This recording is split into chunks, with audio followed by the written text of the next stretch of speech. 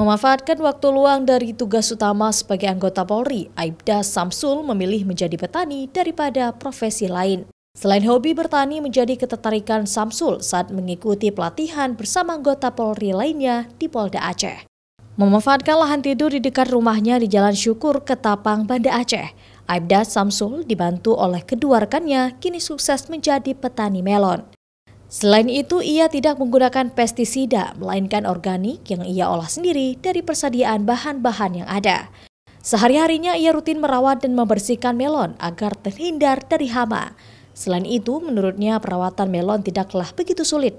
Cukup menjaga kadar air, pemupukan secara kompos, dan mencegah hama dengan pemangkasan daun maupun cabang yang tidak menghasilkan buah. 2 tahun menanam melon, kini Aibda Samsul mulai merasakan dampak dan untung. Berbekal modal 2 juta rupiah, kini ia mampu memperoleh 15 hingga 20 juta rupiah setiap kali panennya. Baginya tidak perlu malu menjadi petani meskipun memiliki profesi utama sebagai polisi. Ketika mengikuti pelatihan tersebut, saya sangat tertarik dengan ilmu-ilmu yang diberikan.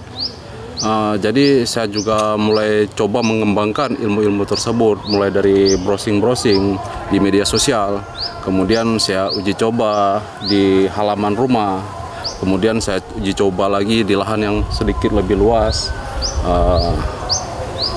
Alhamdulillah hasilnya ya seperti yang kita lihat di belakang kita ini. Selain dijual langsung ke sejumlah pasar buah di Banda Aceh dan Aceh Besar, banyak pembeli dan masyarakat yang datang langsung ke kebun melon miliknya.